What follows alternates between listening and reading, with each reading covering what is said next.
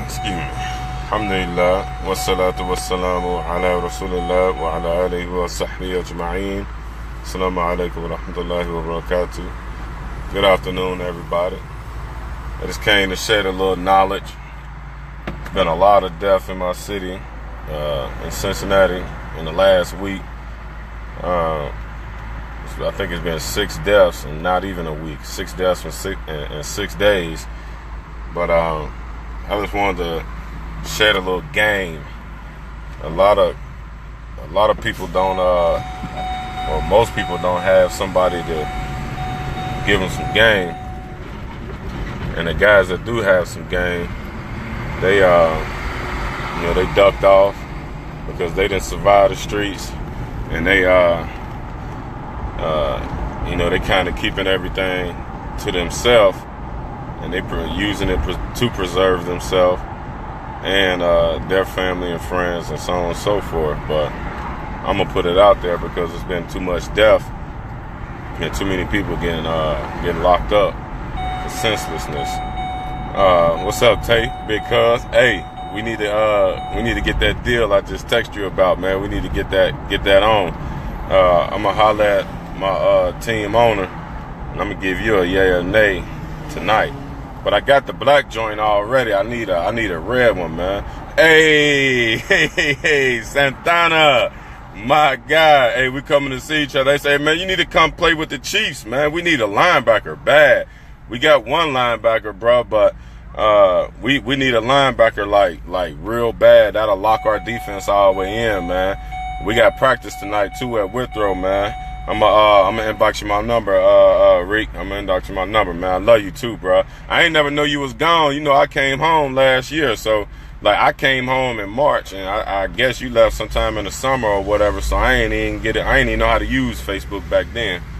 But back on topic, I was gonna give a little game and share my experience, so that some people could pick some things up and hopefully make their lives a little better.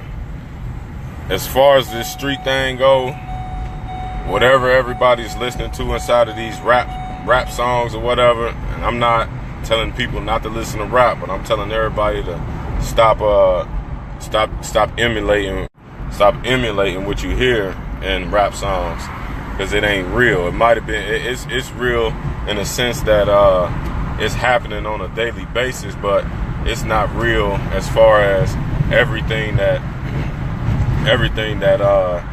you hear you got to do. And I'm just saying that because for the simple fact, let me move this sunroof. Okay.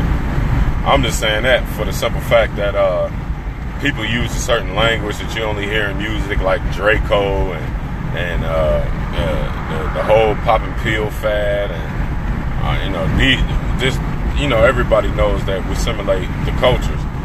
But the point I want to make is the streets is a real live. It's real. It's not fake, and there ain't no win to it. Everybody that's in it, y'all need to get out of it ASAP. If you got a little money and you've been hustling or whatever it is you've been doing, you need to pick the best out of all of the women that you have and lay it down. Get y'all a little spot and become whatever it is that you always wanted to be.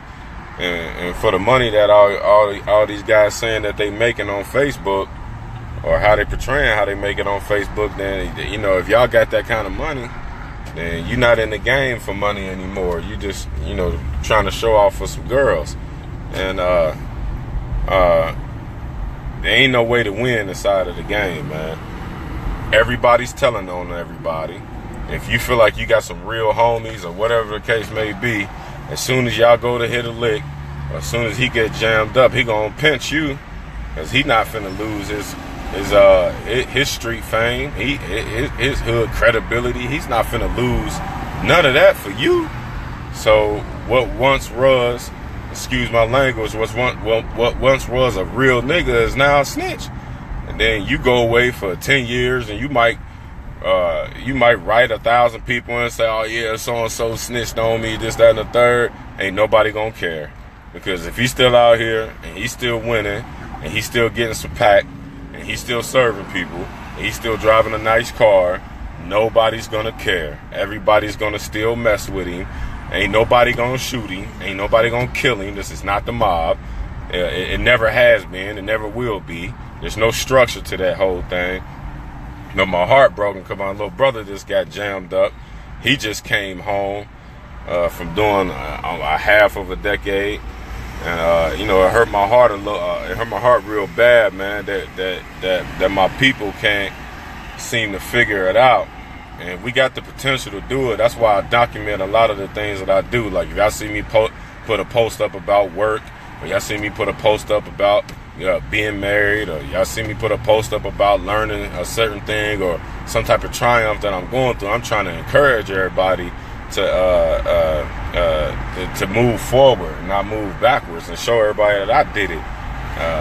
Like I said early on, I guess Monday, I put up a post, and I said that was my first official day of my first official work day. I've been out here grinding for a year since I touched down. I came home with no money in my hand. I wasn't flipping no packs when I was in the joint. I didn't have no mass females. I didn't have 4-5 different females' houses I could have stayed over and got my money together. I didn't have none of that. I had my mom's, thank Allah. She was on my side, and then shortly after, you know, I got married as soon as I came home. So, you know, Allah Ta'ala provided me with some support once I believed in him, but I didn't compromise his rules at all, and he gave me triumph. It's a lot of people that's been out the whole decade that I was gone, and you know, they asking me for jobs. So it's just an individual grind and an individual effort that a person got to kick gear in. But the name of the game is that we got to compromise our egos. I had to compromise my ego. You know, I haven't been to a club since I've been out. I don't even know where none of the relevant clubs are. And why is that? I done broke it down. It ain't nothing but a bunch of showing off and a bunch of wasting money.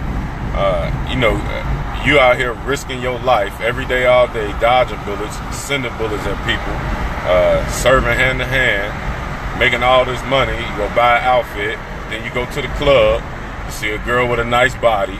You hopefully she like your money and your swag or whatever they doing, and then hopefully you can have sex with her. That's it.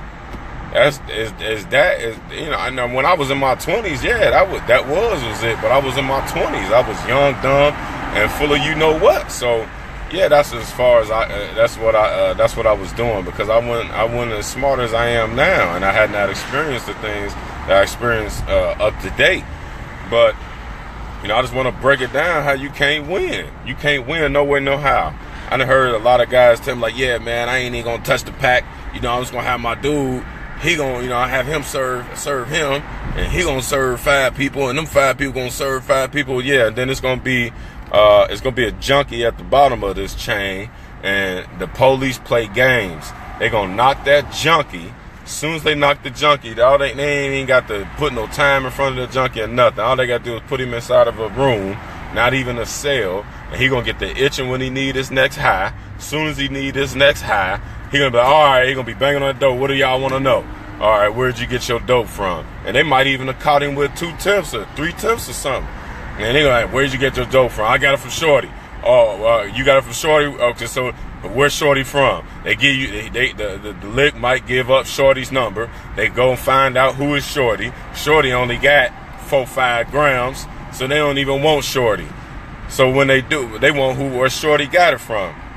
So they end up randomly pulling Shorty over. They know who he is. They play games. They say, you know, Shorty smoking a lot of loud.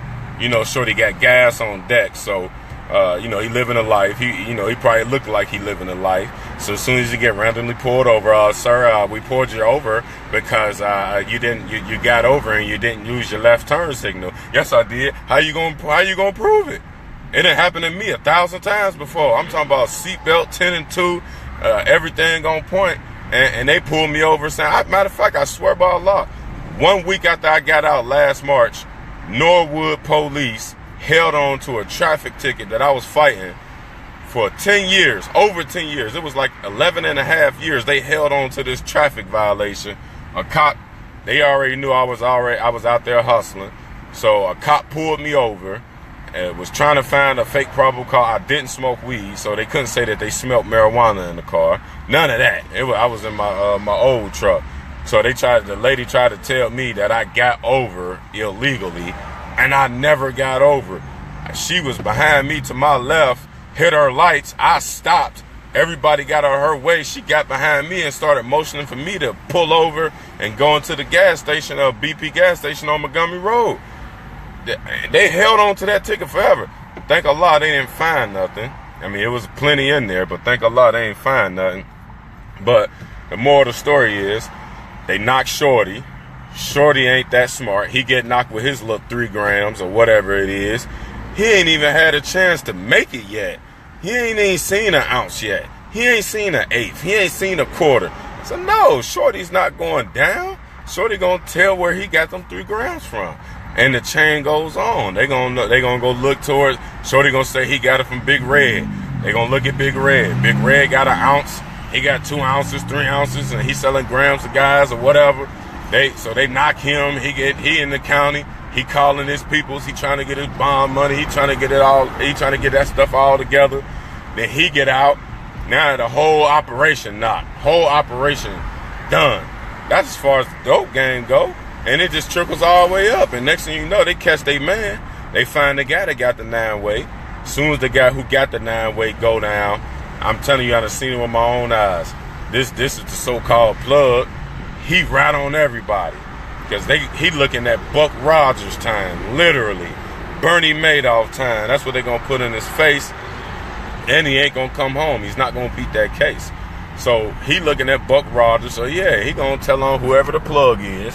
And then next thing you know, the plug catch fair time. And that ain't got nothing to do with you. You ain't did nothing wrong. You crossed all your T's, dotted all your I's. You moved the right way, so to speak. Man, the police are an army, man. And I did some studying in my 10 years in the joint, 9 and some change in the joint. I did a whole bunch of studying because I had to figure out how I got in there. And I felt like I was the smartest guy in the world. And I wanted to know how I got outsmarted, being the smartest guy in the world. And I figured it out. These individuals, they make money off us going to jail. And they get federal funding. They get private funding from people who so-called believe in this type of cause, in that crime-fighting initiative and all them commercials that y'all see. They get money for this stuff. So in order for a business to be sustained, there has to be a demand. In order for there to be a demand, there has to be a product. And we're the product that's being sold.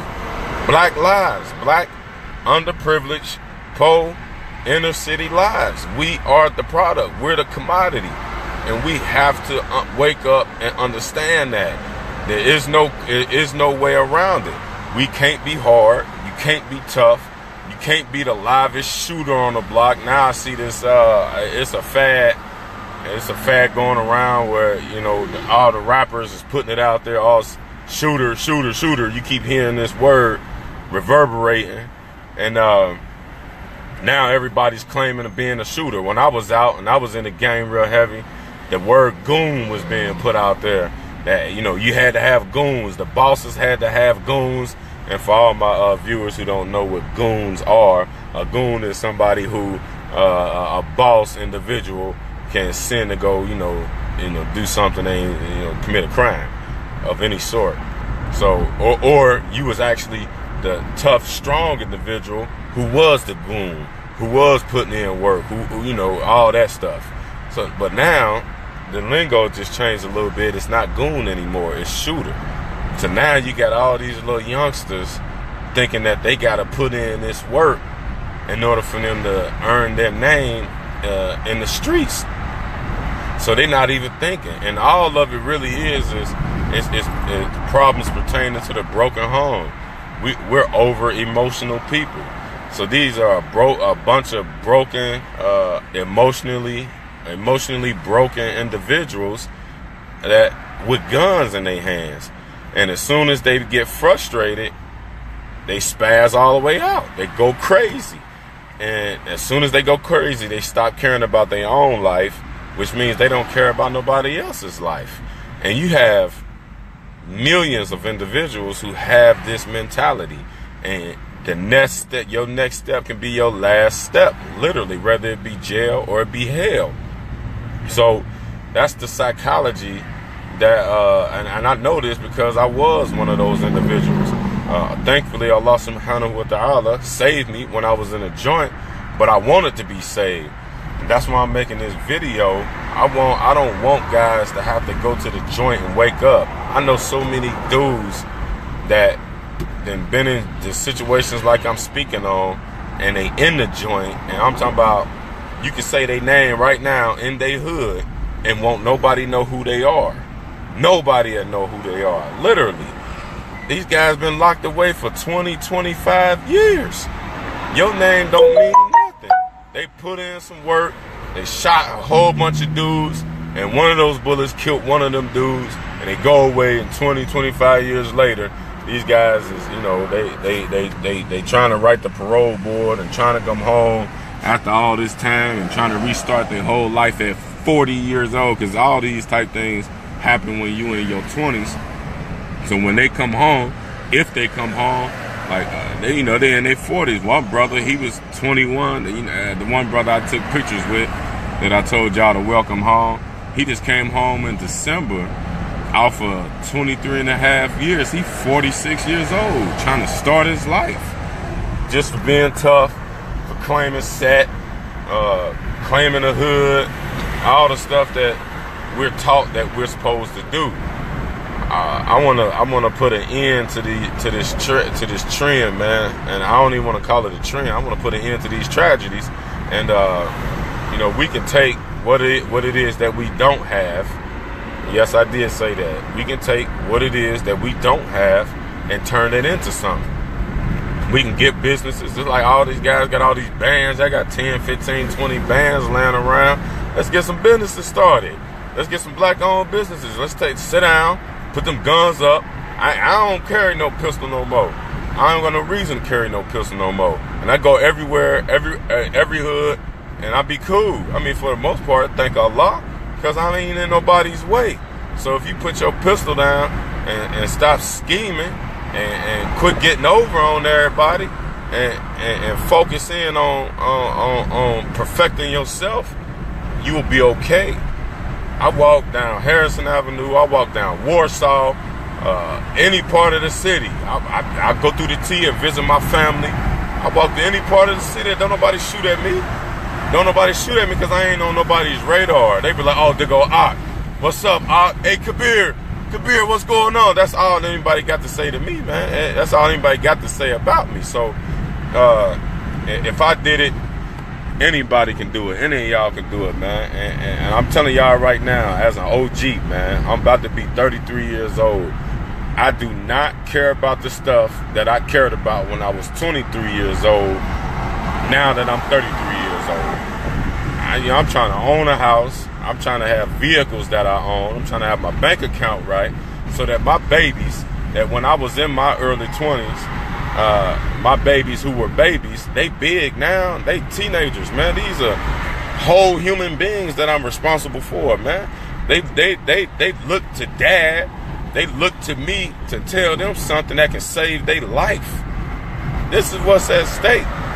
So, for everybody that's in the street, and sadly, that's about to go to the joint, Allah forbid, once you come home, man, your kids ain't gonna be kids no more. They gonna have went through all type of experiences. There's gonna be all kind of stuff going on inside of their mind that you never put there, that you don't want there. And when you come home, you done read 3 or 4 books. You come home and you trying to talk to your kids. They turned up because their daddy was turned up, and that's all they ever heard was how turned up their daddy was. And you trying to teach them about these 3 books that you done read about, and they ain't trying to hear none of it.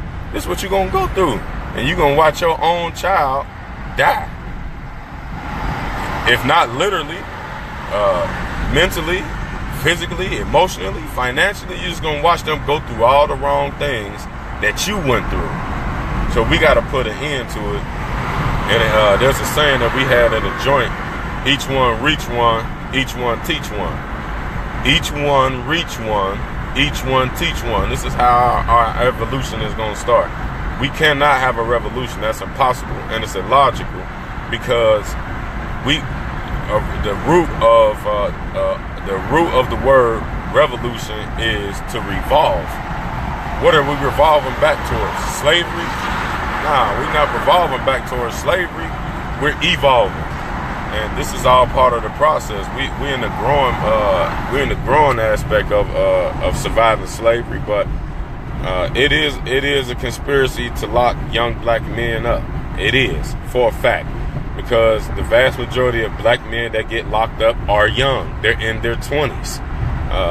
When you get in your 30s, you slow down. You know, your mind changes. Your brain physiology completely changes.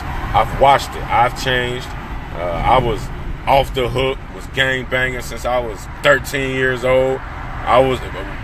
When I was gang banging, and I know y'all hear me say this all the time, but when I was gang banging, I was a Paru.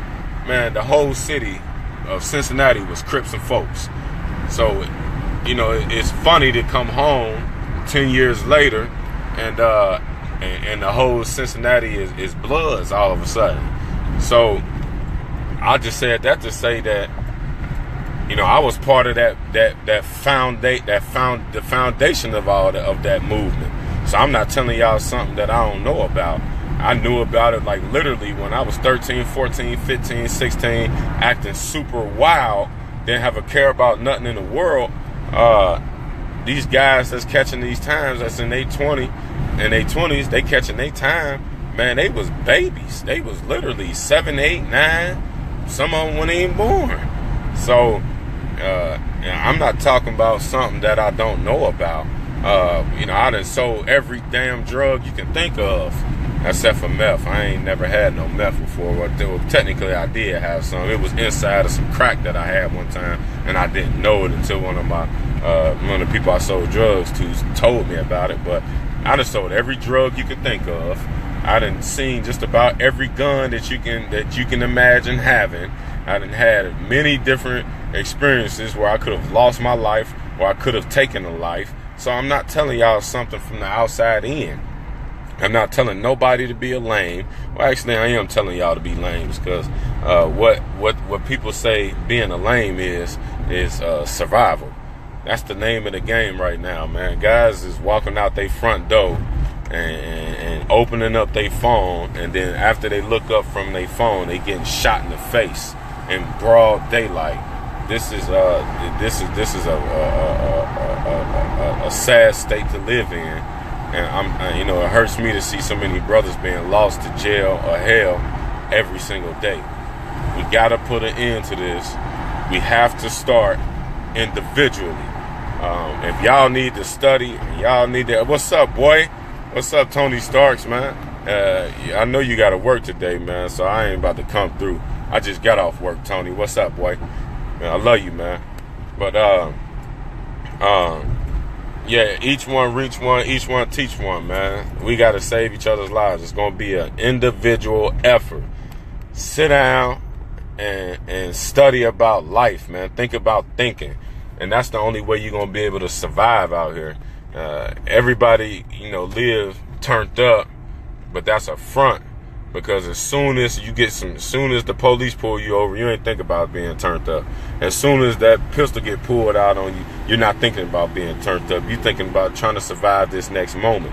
When the police pull off, you're thinking about, man, I can't believe I just got out of that one. And you go through your whole thought process and you try to rearrange some things and make it better than what it was before.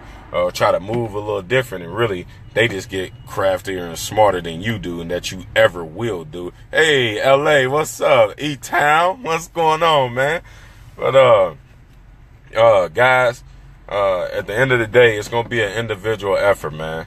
Think about thinking. Think about life. Why are you here? What are you doing here? What is your purpose? Aside from shooting people, robbing people, selling dope, and going to jail. That don't work. Not for anybody. It don't work. It is no smart way to perfect that lifestyle. You might be slipping between the cracks for a long time, but every dog catches turn. Everybody. There's a lot of stuff that I done got away with, mashallah. A lot of stuff that I done got away with. And I only got caught one time, and they took 1/3 of my entire life. Literally 1/3 of my entire life. So let's be stronger individually. And how did I change? It was not a self-help program that changed me. It was a help self program that I did to myself. I said that I don't want to be in a joint with a bunch of racist COs, them telling me when to eat, when to sleep, when to think, you got to use the bathroom with another grown man or another grown woman in the cell with you. Man, that is humiliating. When they first bring you in and they take you to the reception center, they strip you butt naked, and you got to bust your cheeks wide open. Excuse my language, but this is reality. That's not a way for a grown human being to live, man. That's not the way we're supposed to live. Or, just not living at all. Look at the brother who was trapping. He was getting a whole bunch of money. This happened last night. The brother getting a whole bunch of money, and next thing you know, Taz fell out the sky. His whole operation. Now these people are using military tactics on us. We ain't even, most of us out here ain't even finished school. And we dealing with individuals who went to military school. There is a such thing called as the military school. I forget what they call it. Somebody can, post it or whatever. But there's an actual military college about how they deal with enemy combatants. And when you a thug, that is an enemy combatant. Why you think the police always shooting us?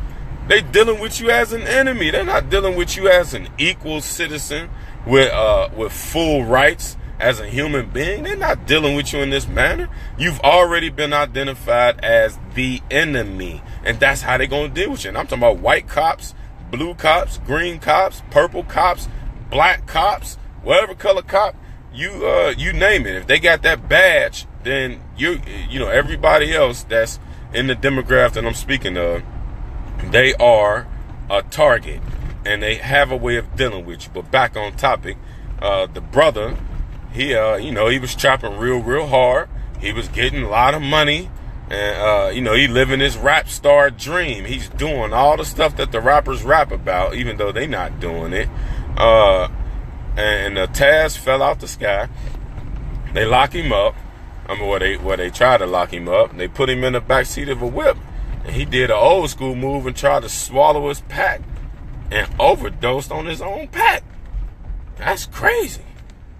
That's crazy. Do you think this brother thought that his life was going to end? Do you think his day was going to end like that? Do you think that he thought that his life was going to end like that day? I think it was like 4, 5 in the afternoon or the evening.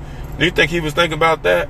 Nah, he was thinking about what he was gonna drink, what type of gas he was finna smoke, and what girl he was gonna lay down with that night. That's what was on his mind.